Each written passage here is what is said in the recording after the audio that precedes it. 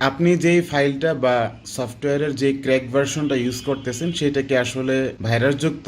So একটা software বা কোনো একটা ফাইল ডাউনলোড করার আগে এই বিষয়টা আসলে চেক করে নেওয়া দরকার। আদারওয়াইজ আপনার কম্পিউটার কিংবা মোবাইল ফোনের মধ্যে থাকা বিভিন্ন কিছুর অ্যাক্সেস হ্যাকারের কাছে চলে যেতে পারে। তাহলে চলুন দেখে নেওয়া যাক কিভাবে চেক করতে হয়। সো তার জন্য আপনি যে ওয়েবসাইটটা ইউজ করবেন তা হচ্ছে virustotal.com। এই ওয়েবসাইটে এসে আপনি জাস্ট ফার্স্টে এমন একটা পেজ দেখবেন, এই জায়গা থেকে আপনি আপনার টার্গেটেড ফাইলটা দিতে পারেন, কিংবা আপনি যেই ওয়েবসাইট থেকে আপনি নেবেন সেই ওয়েবসাইটের ইউআরএলটা আপনি এই জায়গায় পেস্ট করতে পারেন।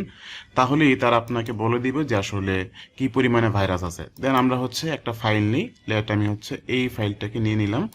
সো এই ফাইলটাকে নিলে এটাকে জাস্ট চেক করবে। দেখেন এই চেক করার পরে তারা বলে দিল যে এই জায়গাতে একটা ম্যালওয়্যার আছে আনডিফাইন্ড, এবং এই ভাইরাস টুলটা আছে আর কি, যেটা আপনাকে হ্যাক করতে পারে। সো যে কোনো ফাইলকে আপনি ডাউনলোড করার আগে জাস্ট একবার চেক করে নেবেন যে এই ফাইলটা আসলে আপনার কি পরিমাণে ক্ষতি করতে পারে। অর্থাৎ আপনাকে তো আর ক্র্যাক ভার্সন ফ্রিতে এমনি এমনি দিবে না। ডেভেলপারের একটা রিজন থাকে যে আপনার এই ফাইলটাকে তারা সামহাও হ্যাক করবে আর কি। দেখা গেল আপনার আইডিটা কখনো ফেমাস হলো, কিংবা আপনার চ্যানেল আছে এইটা ফেমাস হলো, একটা সার্টেন টাইমে তারা আপনার সবকিছুর অ্যাক্সেস নিয়ে নিল। কোনো কিছু ডাউনলোড করার পূর্বে, ক্র্যাক ভার্সন ডাউনলোড করার পূর্বে একবার চেক করে নেবে। তো আজকের মতো এ পর্যন্ত, দেখা হচ্ছে পরবর্তী অন্য কোনো ভিডিওতে।